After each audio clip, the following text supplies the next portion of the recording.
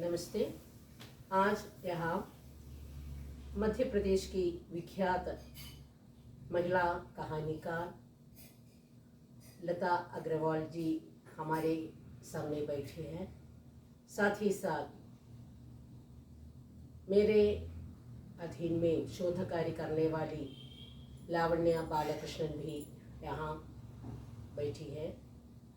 Lavanya university college, Kerala के तिरुवनंतपुरम की university college में शोध कार्य कर रही है।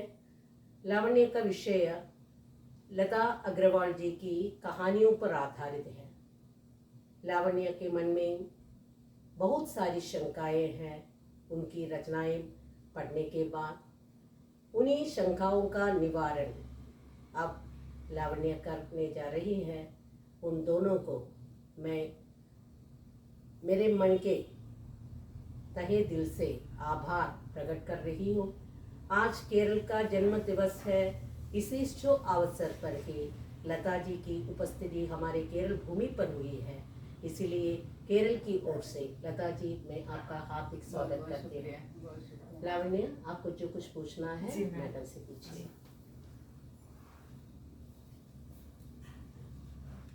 नमस्ते मैडम। मेरा पहला सवाल है, मैम, साहित्य के क्षेत्र में आपकी बहुत सी उपलब्धियां हैं।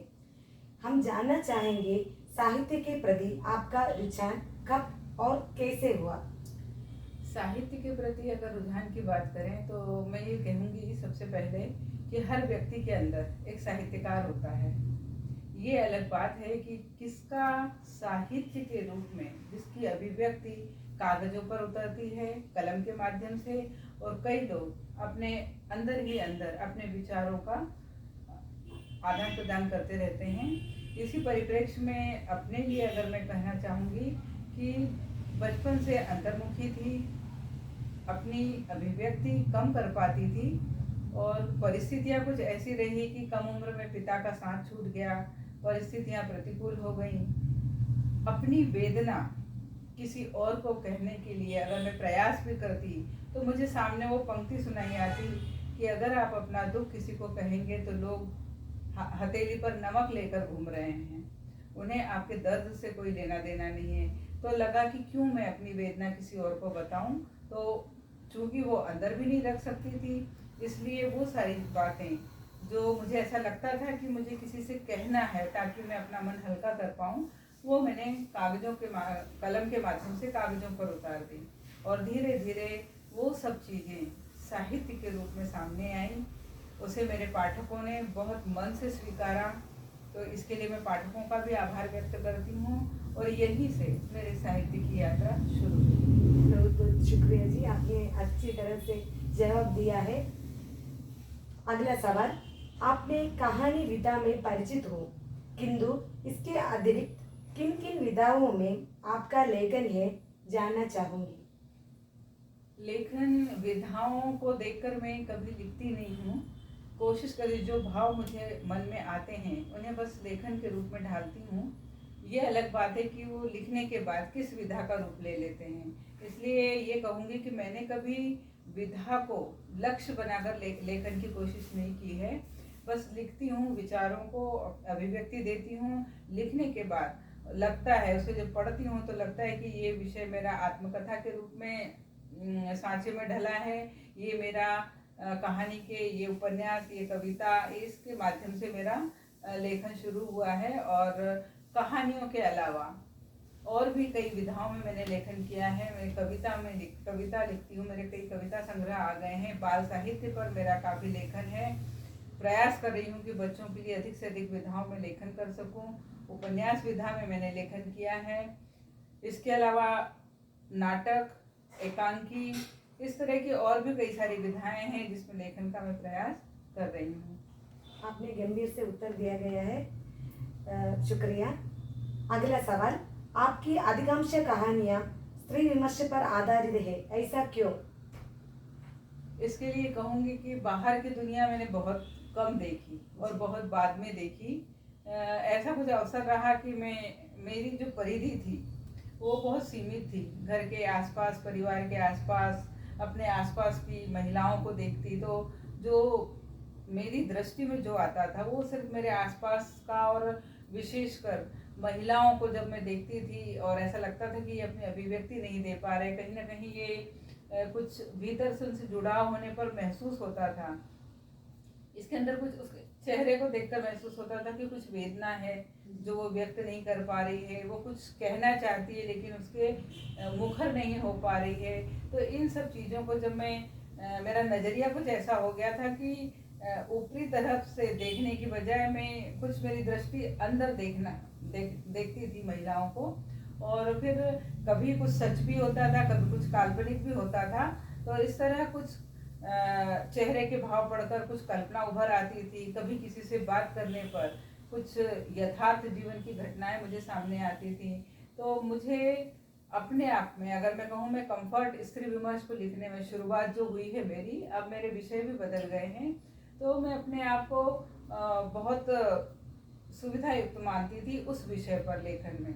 तो आरंभ में मेरा लेखन स्त्री विमर्श से ही शुरू हुआ है, चाहे वो कविता हो, चाहे कहानी हो, चाहे नाटक हो, तो स्त्री विमर्श से ही शुरू हुआ है।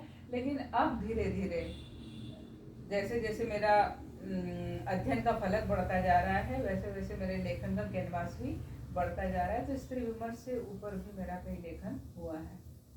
जी धन्यवाद। अगला सवाल है, आपका लेखन अनुभव की गहराइयों में डूब कर लिखा गया है। ऐसी कौन सी समस्या है जो स्त्री विमर्श में प्रायः देखने को मिलती है?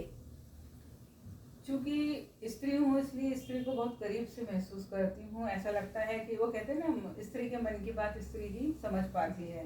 तो स्त्रियों की समस्याओं को हम कई पीढ़ियों से जुड़ा हुए, हमारे यहाँ 3-3 पीढ़ियाँ एक साथ रहती हैं, तो उन सब पीढ़ियों से कई किस्से सुनते हैं, कई उनके जीवन की कई घटनाएं हम सुनते हैं।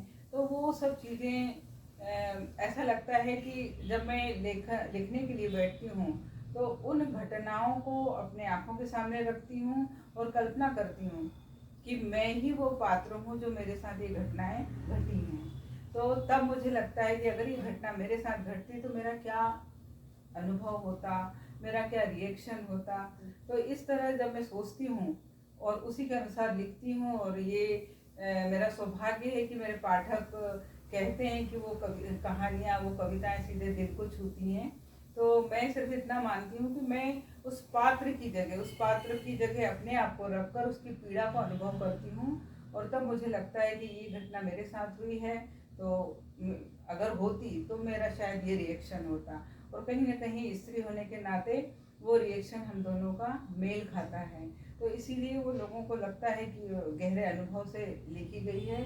और आपका दूसरा सवाल है कि कौन सी समस्या स्त्री विमर्श की खास लगती है।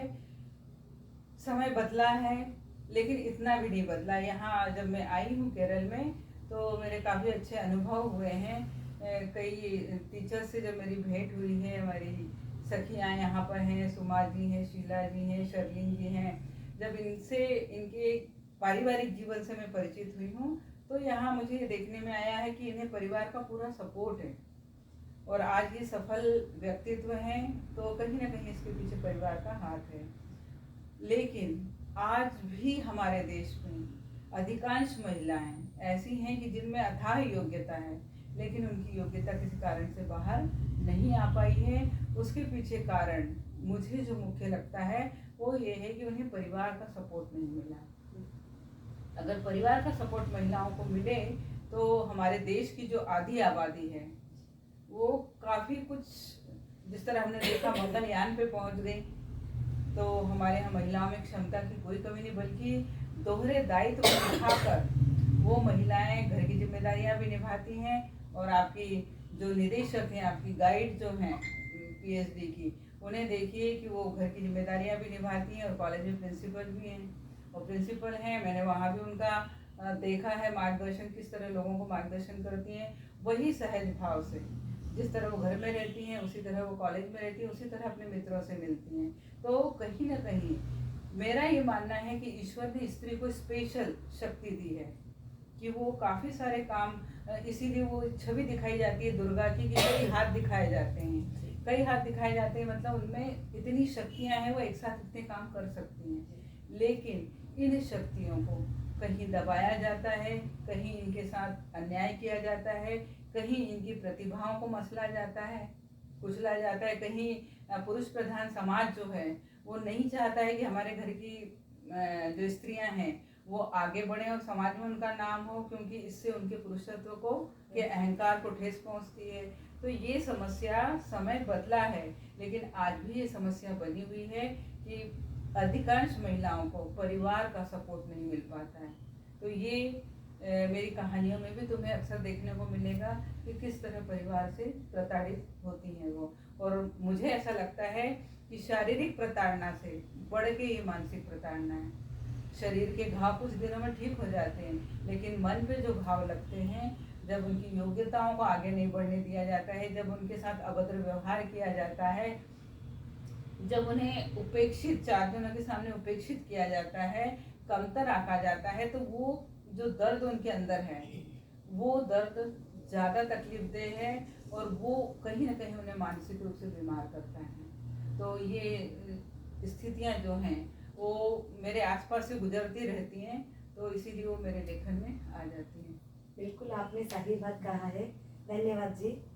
अगला सवाल है, आपकी कहानियों के पात्र चाहे नीला मलहम की सुलभा हो, सिंदूर के सुग की काकी, दर्द का रिश्ता की रोमा, इनका दर्द जो आपने लिखा है वो सीधा दिल से छूता है। क्या ये सभी पात्र यथार्थ जीवन से हैं? अगर नहीं है तो आप कैसे इतने गहराई से किसी का दर्द उकेर देती हैं, जानना चाहेंगे। देखिए, कहानीकार जब कहानी लिखता है तो अधिकांश तो ऐसा ही होता है कि वो अपनी कहानी का जो प्लॉट उठाता है वो कहीं ना कहीं यथार्थ भूमि से उठाता है। कुछ ना कुछ उसके अवचेतन में, भले ही 10 साल पहले का देखा हुआ हो, छोटे बचपन में कोई घटना ऐसी रही हो, वो कहीं ना कहीं उसके अवचेतन में रहती है। ये अलग बात है कि वो घटना घट चुकी है, लंबा अरसा बीत चुका है, वो घटना ज्यों की तो नहीं लिखी जाती, लेकिन वो घटना, उसका जो प्लॉट है, उसकी जो कथा वस्तु है, वो कहीं ना कहीं मैं ऐसा मानती हूँ कि यथार्थ जीवन से आती है। उसके बाद जब कहानीकार लिखने बैठता है तो उसकी कलम उसे आगे पता कहाँ लेके जाती है पात्रों के साथ, जब वो डूब के लिखता है। जब वो डूब के लिखता है उसे खुद नहीं पता रहता है कि वो कहानी का अंजाम क्या करेगा। कभी कभी कहानीकार ये सोच के बैठता है कि मैं इस कहानी को ऐसे ऐसे लिखूंगा, यहाँ एंड करूंगा, लेकिन जब वो लिखने बैठता है तो वो कहानी कुछ और आकार ले लेती है। तो यहाँ पर कहानीकार का बस भी नहीं चलता है, क्योंकि लिखते समय उसके पात्रों में इतनी शक्ति होती है कि वो पात्र उसे कहाँ ले जाते उसे खुद समझ में नहीं आता। तो कहानियों की यथार्थ तो होता है, चाहे वो नीला मल्लम की सुलभा हो, चाहे सिंदूर के सुख की काकी हो। कई पुरानी महिलाएं ऐसी हैं कि जिन्होंने अपने पति का मुख भी नहीं देखा है और उन्हें पति से प्रोषित पतिकाएं बन गई हैं वो। तो या एक सुनी कोक है, वो भी कहीं ना कहीं यथार्थ में मैंने देखा हुआ है।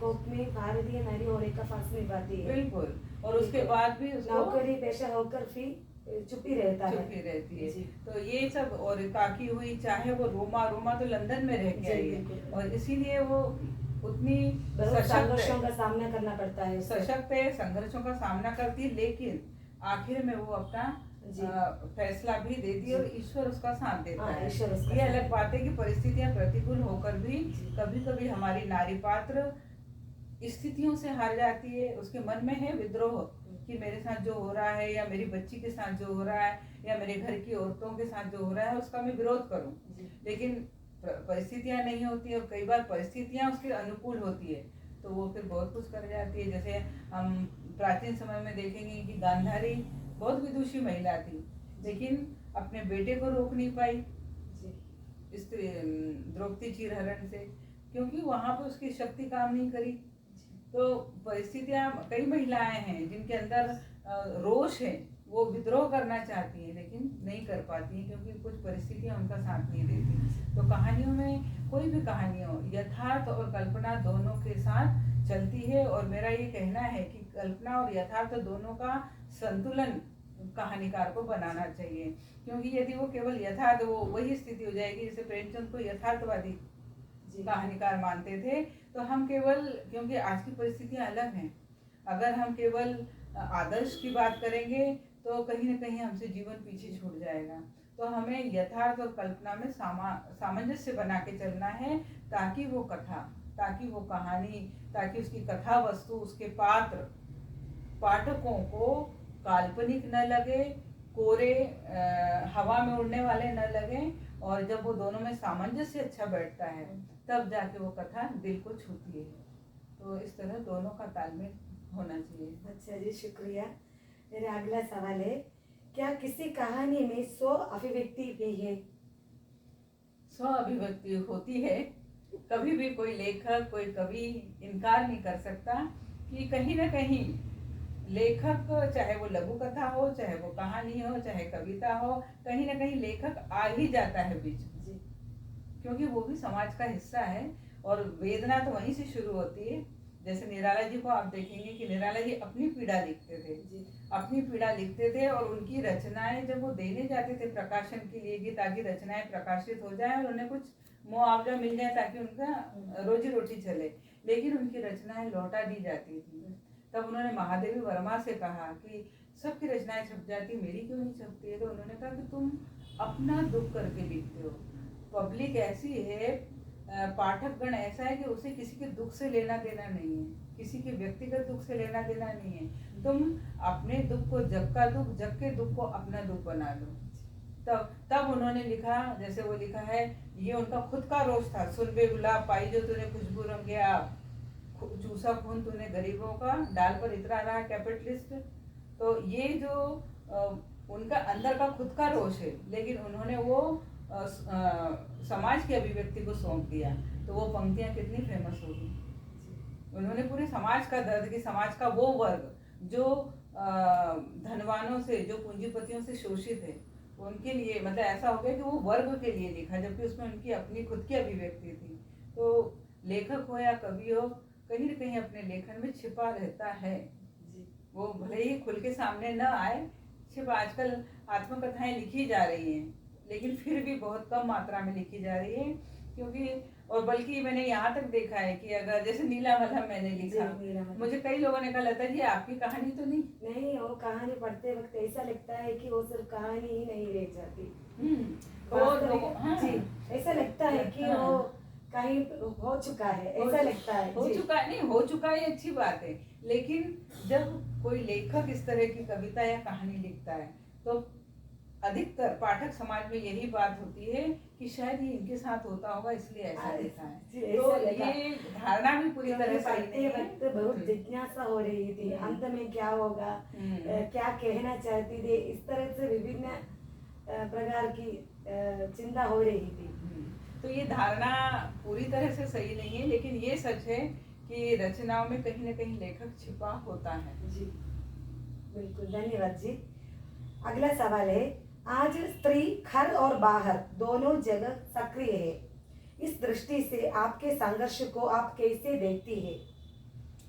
स्त्री संघर्ष को घर और बाहर, मैंने अभी बताया आपको कि आज स्त्री में मैं ये मानती हूँ, खुल के मानती हूँ कि प्राचीन स्त्रियों की पीड़ा फिर भी कम थी आज की स्त्रियों की अपेक्षा, क्योंकि वो केवल घर की परेशानियों को झेलती थी।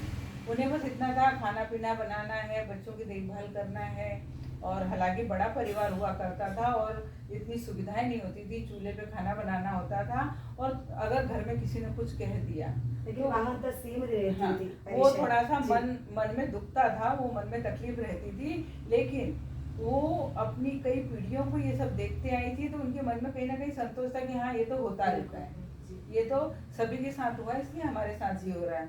किंतु आज की स्थिति जो है, जो स्त्री है वो आज ज्यादा अपना संघर्षपूर्ण जीवन व्यतीत कर रही है। जी। वो घर में काम करती है, उसे सुबह 7:30 बजे बस पकड़ना है, बच्चों का टिफिन बनाना है, हस्बैंड का टिफिन बनाना है, क्योंकि हर परिवार में सपोर्ट नहीं मिलता। यहाँ जो मैंने देखा है, वहाँ की स्थितियाँ अलग देखी हैं, लेकिन अधिकतर महिलाओं को सपोर्ट नहीं मिलता। तो उन्हें 7:30 बजे खुद की बस भी पकड़नी है, बच्चों का टिफिन बनाना है, पति का टिफिन बनाना है, बच्चों को तैयार करना है, और ऐसे में कई बार वो अपना टिफिन घर पे भूल जाती है। लेकिन किसी का ध्यान नहीं जाता है कि ये आज दफ्तर में भूखी होंगी, इनको टिफिन पहुंचा दें। तो स्त्रियों का संघर्ष डबल हुआ है। फिर घर से पता पड़ा कहीं उठने में लेट हो गई, तो और डांट पड़ेगी, क्यों लेट उठी, जल्दी उठना था तुमको, देर हो गई तो। फिर दफ्तर जाएंगी, थोड़ा सा काम, अगर कभी कभी क्या होता है हम घर को सिर पे रख के दफ्तर चले जाते हैं, पति से झंझट हो गई, बच्चों का रिजल्ट खराब आया, या सास ससुर परिवार अगर ज्वाइंट फैमिली है तो किसी ने कुछ कह दिया, वो दिमाग में रहता है और वो दिमाग में लिए हुए वो दफ्तर जाती है। दफ्तर जाती है, वहाँ किसी ने कुछ कह दिया, उससे झंझट हो जाती है, क्योंकि अंदर भरा हुआ गुबार है, वो घर में नहीं निकाल पाई है, तो वहाँ कोशिश करेगी किसी से निकालने की। या कोई बॉस है और उसने अगर कुछ डांट दिया तो वहाँ से और लेके आ जाएगी दिल में, तो उसके दिमाग में वो एक तरह से होता है, वो बर्तन जो है ना भरता जाता है, ठूस ठूस के, ठूस, घर से भी भरते हैं, बाहर ऑफिस से भी भरते हैं, तो इस तरह फिर वो ब्लास्ट कैसे होता है, अगर वो स्त्री बोल नहीं पाती है तो कहीं ना कहीं वो बीमार होने लगती है। तो ये स्त्रियों की आज अधिकांश स्त्रियां आपको 40 के बाद किसी न किसी बीमारी से ग्रस्त मिलेगी। उसके पीछे कारण ये है कि वो अपने मन की बात खुल के नहीं बोल पाती है, ना घर में पति बच्चों को बोल पाती है, क्योंकि बच्चों के पास टाइम नहीं है। पति से अगर कहने जाएगी तो तुम्हारे पास तो शिकायत ही शिकायत रहती है, तो वो उसको भी नहीं बोलेगी। दफ्तर में किसी को घर की बात बोलने में डरती है कि लोग कहेंगे कि अरे इनके घर में ऐसा होता है, तो वो घर पे पहले क्या होता था, घर में सामूहिक परिवार होता था, देरानी जेठानियाँ आपस में भले ही लड़ भी लें लेकिन वो बोल देती थी एक दूसरे को, तो वो हल्की हो जाती थी। लेकिन आज वो महिलाएं किसी को बोल नहीं पाती हैं और अंदर ही अंदर घुटती रहती हैं, कुंठित होती रहती हैं, तो उससे वो रोग का शिकार हो जाती हैं। तो आज अधिकांश 40 के बाद महिलाएं किसी न किसी रोग से ग्रसित हो जाती है। उसके पीछे कारण ही ये है कि वो अंदर की जो घुटन है उसका परिणाम बीमारी के रूप में निकलता है। तो आज की स्त्री के साथ स्थिति और भी ज़्यादा चुनौतीपूर्ण है, ऐसा मैं मानती हूँ। बिल्कुल आपने सही कहा है, नारी को अनेक संघर्षों के सामना करना पड़ता है। बिल्कुल आपने सही जवाब दिया है जी। मेरा अगला सवाल, नीला मलहम की नायिका के दर्द भरे गीतों की महादेवी के गीतों के साथ उपमा करती है, इस संबंध कुछ जानना चाहेंगे। देखिए, कहानी, चूंकि वो कहानी का प्लॉट ऐसा बना था कि एक लेखिका, मैंने मतलब मेरा पात्र मैंने जो लेखिका के रूप में चुना था, तो मैंने कहा कहानी उपन्यास अगर लिखती हूँ तो मुझे कुछ ठीक नहीं लगा, तो मैंने उसको कविता के रूप में लिखा है। कविता में भी चूंकि गीत विधा कम लिखी जाती है अपेक्षाकृत कविता के, मुझे लगा कि मैं उसे गीतों की लेखिका बना दूँ, तो गीतकार बना दूँ, तो मैंने उसको गीतकार बनाया। चूँकि उसकी परिस्थितियाँ ऐसी हैं कि उसके अंदर वही बात है जो मैंने अभी कहा है कि कई वर्षों से वो योग्य थी, वो नौकरी करना चाहती थी, लेकिन उसे नौकरी नहीं करने दी घर के लोगों ने, और जब नौकरी नहीं करने दी, बाद में बच्चे हुए, बच्चे भी उसको आते जाते अगर ऐसी उपेक्षा करते थे कि तुम क्या घर में तो बैठी रहती हो दिन भर, तुम क्या करती हो, तुम तो घर, वो देखो वो उनकी मम्मी तो नौकरी करती है, उनकी मम्मी तो ये करती है। तो ये स्थिति जब बनती है तो वो जो दर्द उसके अंदर बैठा हुआ था, हाँ, वो दर्द उसके अंदर जो होता है ना, वो फिर उसने अब किसको कहती, आजू बाजू में बताया है नीला मलहम कहानी में लिखना ही एक बातें, वरना फ्रेश करना पड़ेगा, ऐसा कहा है ना। नीला मलहम कहानी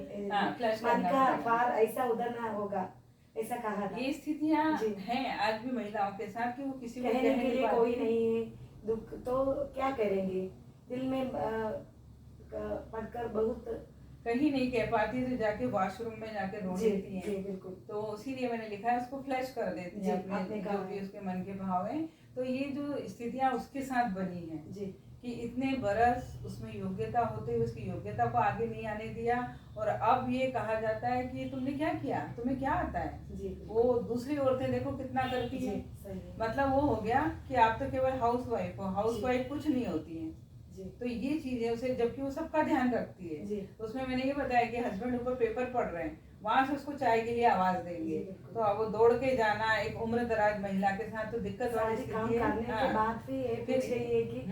क्या किया, तो ये जो स्थिति है, ये स्थिति बड़ी तकलीफदेह होती है, और ये जब उसके अंदर एक तरह से बहुत कुछ ज्यादा भर गई, बाहर निकलना ही, हाँ बहुत ज्यादा भर गई, तो उसे लगा कि मैं आस पड़ोस में किसी को कहूँ तो लोगों की नजर में केवल ये है कि ये एक सुखी परिवार है। जी अगर मैं किसी को ऐसा बताती हूँ कि मैं इस तरह मैं परेशान हूँ तो मेरे परिवार की हंसी उड़ेगी। जी ये एक नारी का एक भाव होता है कि अधिकांश नारियां नहीं चाहती है कि मेरे घर की बदनामी हो, तो वो नहीं कह पाती है। फिर उसे सबसे अच्छा माध्यम ऐसा लगता है कि मैं अपनी भावनाओं को कागज में, वो भी एक अच्छा माध्यम है जी कि उसको उड़ेल दूं, तो वो गीतों में अपनी रचना, चूंकि दर्द है उसके अंदर, दर्द है, मन तो का दर्द गीत तो- में भी दर्द निकला है और दर्द से महादेवी वर्मा का बड़ा रिलेशन है, तो मैंने उसको महादेवी जी की संज्ञा दे दी है। बाकी ऐसा कुछ नहीं था। आपने बिल्कुल सही कहा है, धन्यवाद जी। मेरा अगला सवाल है, सोनी को की नायिका ज्योत्सना शिक्षित नौकरीशुदा होते हुए पति के अत्याचारों से पीड़ित क्यों है, विरोध क्यों नहीं कर पाई, वही रिश्तों का दर्द की रोमा प्रतिरोध दर्ज कराती है। इस संबंध में कुछ जानना चाहेंगे, साथ ही आप किस पात्र के साथ है।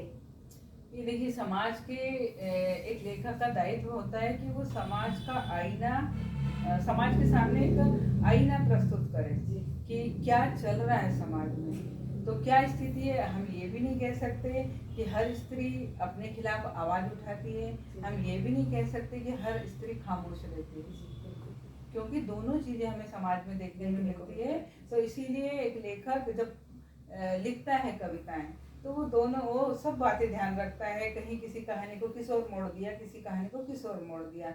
ऐसे ही सोनी कोक की जो नायिका है, उसकी शादी के बाद जो संयोग है कि शादी के बाद उसको गवर्नमेंट जॉब मिल जाता है। गवर्नमेंट जॉब मिल जाता है तो उसे लगता है कि शादी हुई है, मुझे जॉब नहीं करना, मुझे तो अपनी फैमिली के साथ जीना है अच्छे से। लेकिन उसका पति कहाँ तक नहीं, उसका पति आगे रह के उसको जॉब के लिए फोर्स करता है। तो एक पल को उसको मन में आता है कि मेरा पति बड़ा अच्छा है, मुझे सपोर्ट कर रहा है। तब उसे नहीं पता रहता है कि वो किस लिए सपोर्ट कर रहा है। उसका पति, उसके पति को केवल उसकी महीने की सबसे बड़ी अभिलाषा है कि माँ बनना, नहीं, वो भी, और उसके पति को सबसे ज्यादा इंतजार क्या होता है, महीने की पहली तारीख का, कि इसको तनख्वाह मिल जाए। तो वो उसके पैसे के लिए उसको नौकरी पे घर से दूर भेजता है, वो कहीं और जाके रहती है। बेटा अच्छा बेटा है, भाई ये सब है, लेकिन कभी भी एक अच्छा पति नहीं हो पाई।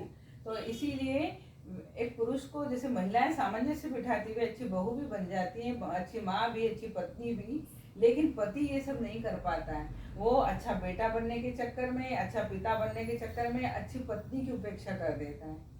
तो ये सोनी कोख में उसकी बड़ी अभिलाषा होती है कि मेरा अपना बच्चा हो, लेकिन पति को ऐसा लगता है कि मुझे अपने भाई की शादी, भाई को पढ़ाना है, अपनी बहन की शादी करना है। अगर मेरा अपना बच्चा हुआ तो मुझे उसको, ये खर्चा उसमें बढ़ जाएगा, तो मुझे अपना बच्चा नहीं करना है, अपने भाई बहनों को देखना है। तो उसके अबॉर्शन पे अबॉर्शन करवाता है, और एक समय ऐसा आता है कि डॉक्टर कह देती है कि अब तुम्हें कोई बच्चा इशू नहीं होगा।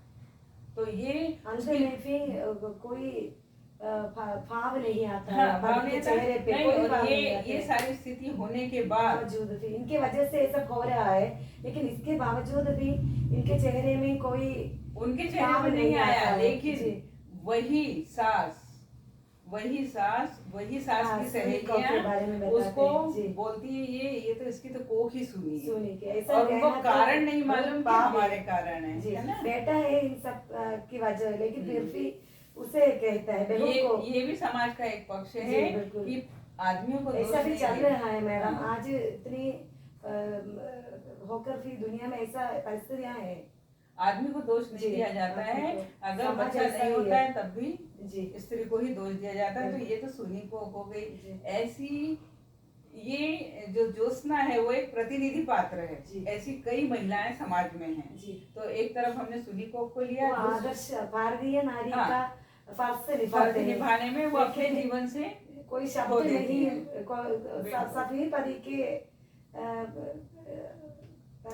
अच्छी आदर्श बहू बनने के चक्कर में, आदर्श पत्नी बनने के चक्कर में वो अपने साथ नुकसान करती हैं। दूसरी ओर समाज में ऐसी महिला भी हैं जो रोमा जैसी, जो चूंकि वो लंदन की भूमि में रह के आई है, तो उसे पता है कि स्त्री के अधिकार क्या हैं, स्त्री का अपना अस्तित्व क्या है। तो वहां पर जाकर जब वो उसके खुद के साथ, उसके ससुर की सहमति से, उसके देवर द्वारा उसके साथ रेप किया जाता है, और रेप उसे क्या लगता है कि देवर ने किया है और ससुर ने उसे डांट लगाई, मतलब ससुर मेरे पक्ष में हाँ, है। ससुर ये मेरे उसको पक्ष गलत में। फहमी होती है। लेकिन लेकिन किसी फिर पता चल जाता है ससुर फिर- भी इनके साथ है। किसी दिन उसको ये बात अपने कानों से जब सुनती है कि ये तो दोनों की मिली भगत है जी। कि मुझे किसी तरह खामोश करके इस घर में रखना है ताकि हाँ, जी। मुझे हिस्सा न देना पड़े। जी, जी। लेकिन वो फिर भी अपना सोच लेती है कि मुझे इनका हिस्सा भी नहीं चाहिए, और हिस्सा लेना होगा तो कानून है। वो सोचती है मुझे यहाँ से निकलना है, जी। क्योंकि ससुर के शब्द सुन लेती है कि जनी भी तो बेटी जनी। वो ठाकुर परिवार है, तो वहाँ पे बेटों को बड़ा महत्व दिया जाता है। तो जब वो देख लेते हैं कि बेटी जनी है, तो और अगर इसने आवाज उठाई तो पीछे हवेली के पीछे जो इतनी लाशें हैं उसमें एक लाश और हो जाएगी। वहाँ पे ये साबित होता है कि इन्होंने और भी कई जुर्म किए हैं। जी। हवेली के पीछे इतनी लाशें हैं तो वहाँ पे एक लाश और हो जाएगी। तो इस तरह एक रमोला वो उसका विरोध करती है, और विरोध करने के बाद जब वहाँ से निकलती है, वो फिर आगे की कहानी है, उसको तुमने भी पढ़ा है, पाठक भी पढ़ेंगे। ये रमोला और वो दोनों, मैं किसके साथ हूँ, मैं हूँ साथ में। स्त्री को अपने अस्तित्व के लिए हमेशा जागरूक रहना चाहिए। निस्संदेह उसे मैं पारिवारिक दायित्वों को बहुत महत्व देती हूँ। उन्हें अपने परिवार की देखभाल करना चाहिए, अपने बच्चों की देखभाल करना चाहिए, लेकिन अपने अस्तित्व की भी रक्षा करना चाहिए। जहाँ उसकी अस्तित्व पे आन पे सवाल उठता है, वहाँ उसे उसके लिए खड़े होना जरूरी है। मैं ऐसी महिलाओं के साथ हूँ, और अपने युवा बेटियों से भी कहती हूँ कि बहुत अच्छे से ससुराल में रहो, सबका आदर सत्कार करो। अपनी बेटियों को भी यही शिक्षा दी है। लेकिन जहाँ आपकी अस्मिता का सवाल उठता है, वहाँ तुम्हें फिर जागरूक होने की आवश्यकता है। बहुत बहुत धन्यवाद जी। आपने अपना अमूल्य समय दिया, इसके आपने अपना अमूल्य समय दिया, इसके लिए बहुत बहुत आभार। क्यों दिया ये बात? बेटा बंद कर। एसिड अटैक पर आपकी कहानी रिसन रोगड़े खड़े पर कर देती। 2.5 बरस की रम्या अपनी माँ के साथ हुई घटना की प्रत्यक्षदर्शी है। कहानी में जिस तरह आपने सजीव दृश्य उत्पन्न किए हैं, क्या आप ऐसी किसी पीड़िता से मिली है? नहीं, मैं किसी रिसन पीड़िता जिसपे एसिड अटैक हुआ है, ऐसी किसी पीड़ित महिला से अभी रूबरू नहीं हुई हूँ। लेकिन यूट्यूब पे बहुत देखा है, टेलीविज़न पर उनके दर्द सुने हैं मैंने। तो मैंने जैसे कहा कि कल्पना वाली बात है कि मैं जब उनको देखा है, उनके चेहरे को देखा है, उनके पहले के चेहरे को देखा है, और बस कल्पना की है कि इस तरह, क्योंकि चेहरा हमारी सबसे बड़ी पहचान होती है, और जब चेहरे पर ही इस तरह का एसिड अटैक होता है तो उस व्यक्ति के लिए जीवन कितना मुश्किल हो जाता है। तो जब उनकी स्थितियाँ जब मैंने देखी है, तो जैसे मैंने बताया कि मैं कल्पना कर लेती हूँ, उस पात्र की जगह खुद को रख के देख लेती हूँ। तो बस मैंने उस पात्र की जगह खुद को रख के देखा और महसूस किया कि अगर इस तरह की घटनाएं हमारे साथ होती है तो हमारा व्यवहार कैसे होगा। और बस ये कि संवाद वगैरह जब हम रो में बह जाते हैं, जब हम उनसे भावनात्मक रूप से जुड़ जाते हैं, किसी एसिड अटैक वाले से हम अगर भले ही हमने सामने न मिले हों, लेकिन मैं उनसे भावनात्मक रूप से इसलिए जुड़ गई, और जुड़ने के बाद स्वतः ही वो कहानी अपना आकार लेती चली गई। कई लोगों ने मुझे उसके लिए फ़ोन किए हैं कि आपकी इस कहानी ने हमें पढ़ते समय रोंगटे खड़े कर दिए और आंखों में आंसू आ गए। पता नहीं कैसा कैसा होने लगा कि ऐसा लगा कि हमारे सामने वो सारे चित्र आ गए हैं। तो बस मुझे ऐसा लगता है कि शायद मैं अगर पाठकों की इतनी अच्छी प्रतिक्रिया रही है तो मैं शायद उस भावना को बहुत अच्छे से व्यक्त कर पाई हूँ। धन्यवाद जी। लता जी, अपराजिता कहानी में आपने पति विशाल का अपनी ही नौकरानी के साथ फिजिकल रिलेशन की बात कही। मैं हैरान हूँ, क्या यह यथार्थ के करीब है रचना? संसार में सब कुछ हो सकता है, और इस तरह की घटनाएं भी अगर हम देखें तो कहीं ना कहीं, हालांकि मेरे सामने अभी आई नहीं है, कुछ थोड़ी सी इससे हटके घटना सामने आई है, लेकिन मेरी कल्पना ने उसको थोड़ा सा और आगे सोच लिया है। तो मैं ये कहूँगी कि ये पूरी तरह से अकाल्पनिक भी नहीं है, क्योंकि संसार में कहाँ क्या घट रहा है हम नहीं कह सकते, हमारी परिधि में सब कुछ नहीं है। लेकिन हाँ, ये घटना कहीं न कहीं सच्चाई के करीब है। धन्यवाद जी। लता जी, रिश्तों का संतरास सौतेली माँ द्वारा जानते हुए एक ऐसे व्यक्ति से बेटी को ब्याहना जो नामुमकिन है, फिर जेठ के द्वारा उसे पत्नी सुख, पुत्र उनकी पत्नी द्वारा स्वीकारा जाना, पुत्र द्वारा उपेक्षित करना, ये सारी घटनाएं मन को आंदोलित करती है। कैसे कल्पना कर पाती है? देखिए, ये अगर हम पुरानी कथाएं कहीं देखेंगे, किसी से सुनेंगे, घटनाएं जो यथार्थ घटनाएं हैं जो हमें अपने पूर्वजों के द्वारा सुनने को मिलती है, तो अगर उसको बड़े गौर से आपने सुना होगा, ठाकुर परिवारों में इस तरह की घटनाएं आम बात है। ये कोई बहुत बड़ी घटना नहीं है उनके लिए। प्राचीन समय में इस तरह की घटनाएं हुआ करती थी और ये घटना सत्य के बहुत बहुत बहुत करीब है, जिसमें सौतेली माँ है और उसे पिता की मृत्यु के बाद उसे लगता है कि कैसे मैं इस लड़की को टाल दूं अपने पास से, और वो इस तरह अपने भाई के द्वारा लाया हुआ एक ऐसा रिश्ता जिसमें उस लड़के को लड़के में स्त्री को सुख देने की क्षमता नहीं है, लेकिन फिर भी ये बात जानते हुए मामा ने और माँ ने उस बेटी का ब्याह उससे कर दिया।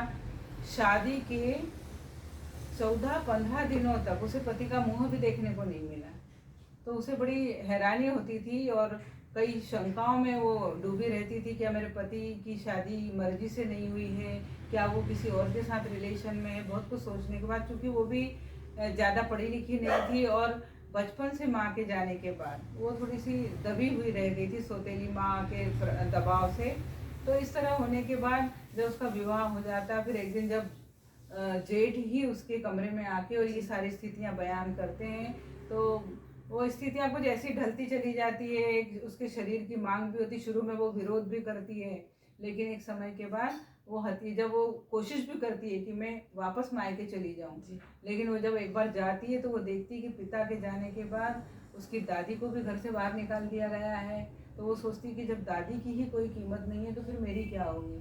तो वो मजबूरी में फिर वहाँ समझौता करती है। तो इस तरह की घटनाएं बहुत नई नहीं है। पुराने समय में राजा रजवाड़ों में देखें, ठाकुरों में देखें, तो ये घटनाएं बहुत करीब, मतलब ये हकीकत के करीब है। धन्यवाद जी। दादाजी, अम्मा होते बाबूजी आपकी चर्चित और मार्मिक कहानी है, क्या वह व्यक्तिगत जीवन से जुड़ी है? ये तुमने सच कहा कि अम्मा होते बाबूजी मेरी कहानी बहुत बहुत लोगों ने पसंद की है। और जिस समय ये लिखी थी, इसे लिखे कम से कम 10-1 साल तो हो गए हैं, तो ये तभी से लोगों को प्रभावित करती है।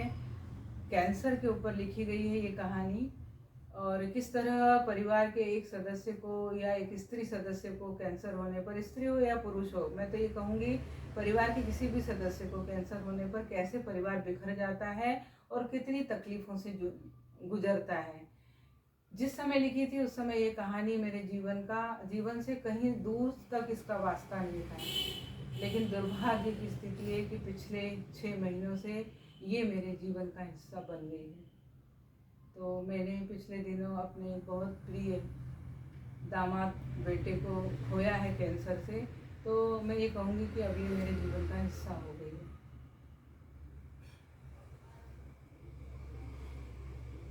धन्यवाद जी। दादाजी, 31 का महीना वैचारिक द्वंद्व उत्पन्न करती है, क्योंकि हमारे मलयालम में ऐसा कभी देखने में नहीं आया, क्या यह संभव है?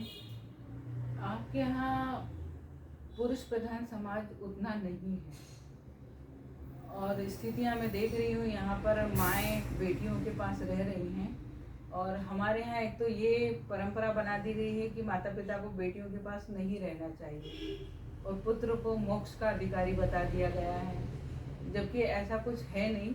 लेकिन ये बना देने से बेटियों के पास नहीं जाते हैं। आजकल कई स्थितियाँ थोड़ी बदल गई हैं, लेकिन सभी कामकाजी हैं, और कई जगह तो ये देखने में आता है बेटा क्या बेटी क्या, कोई भी माता पिता को रखने को तैयार नहीं है और उनको वृद्धाश्रम में छोड़ दिया जाता है।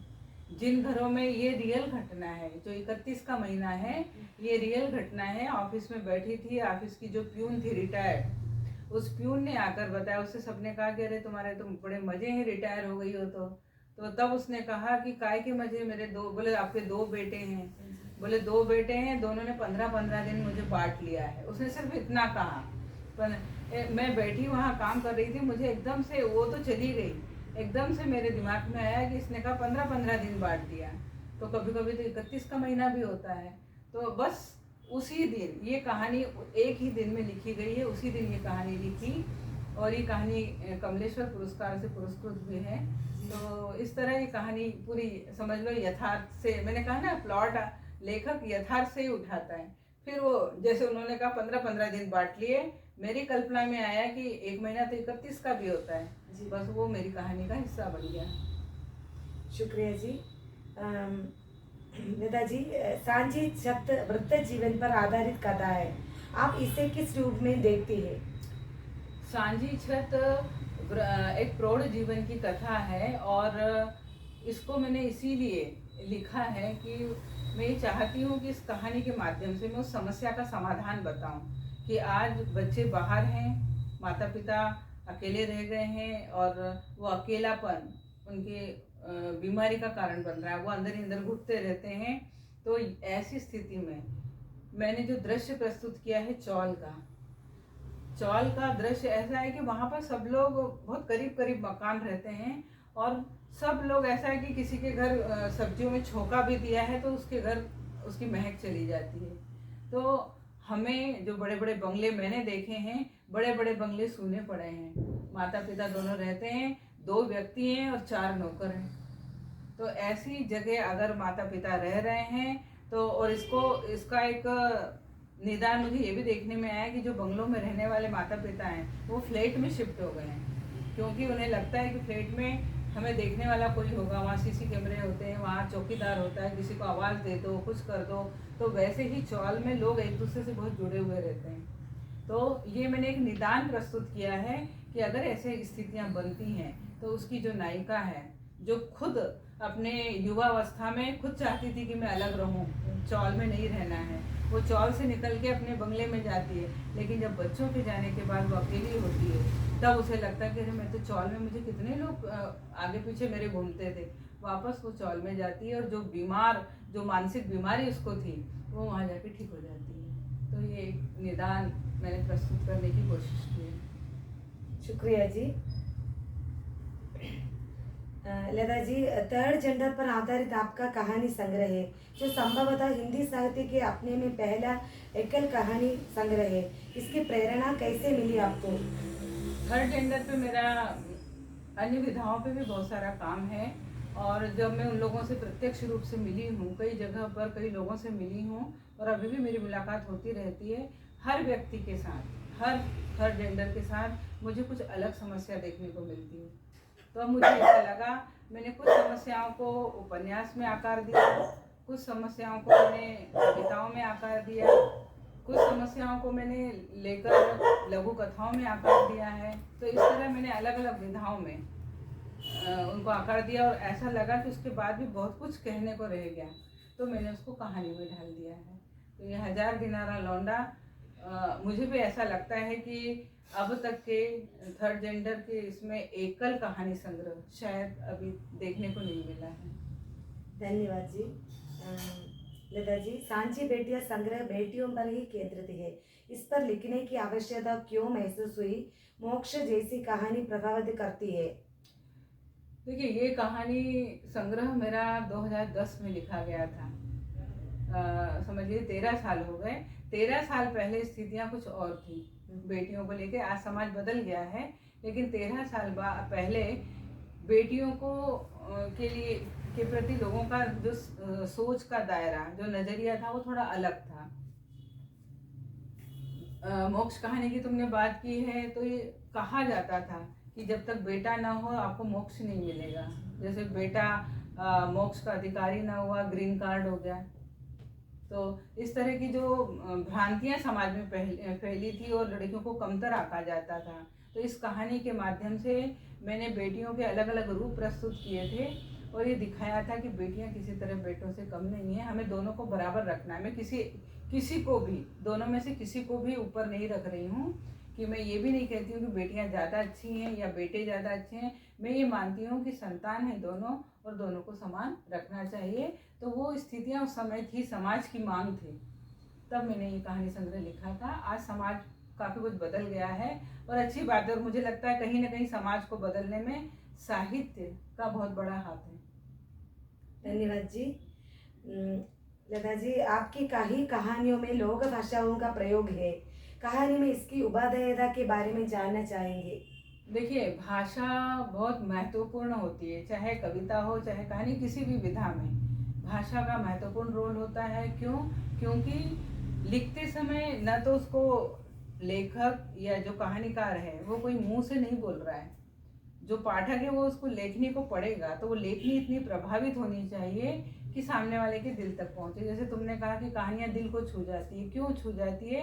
क्योंकि उसमें जो संवाद होते हैं वो संवाद इतने प्रभावी होना चाहिए, इतने दमदार होना चाहिए, पात्रों के अनुकूल होना चाहिए, परिस्थितियों के अनुकूल होना चाहिए।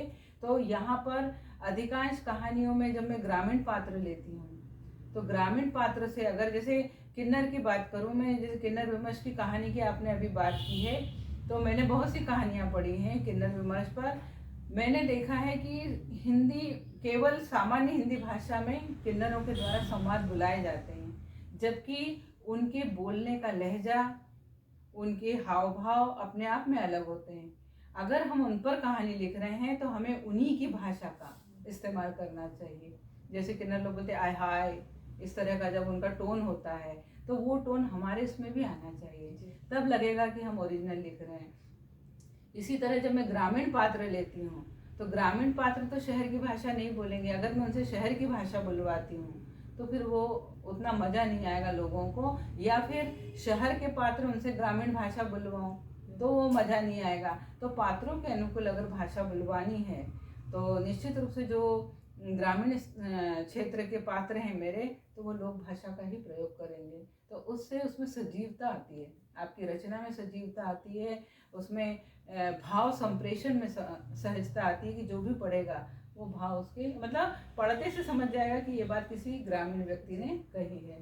तो इसलिए भाषा का बहुत महत्वपूर्ण रोल होता है, चाहे कोई भी विधा। धन्यवाद जी। लता जी, आप आगे आपके आने वाले संग्रहों के बारे में जानना चाहेंगे। आने वाले संग्रह में तो काफ़ी कुछ लिख के रखा हुआ है, बस सहेजना है। और यूं तो मेरे 2 उपन्यास तैयार हैं अभी, और आत्मकथा, बाल आत्मकथा का एक संग्रह तैयार है, 3-4 संग्रह अभी तैयार हैं। एक कविता संग्रह पब्लिश होने और गया है, एक साक्षात्कार, थर्ड जेंडर का साक्षात्कार संग्रह, एक नाटक संग्रह तैयार है। इस तरह कुछ कुछ जो होता जाता है वो चलता रहता है। धन्यवाद। आपने अपना अमूल्य समय दिया, इसके लिए बहुत बहुत आभार, बहुत बहुत शुक्रिया। धन्यवाद।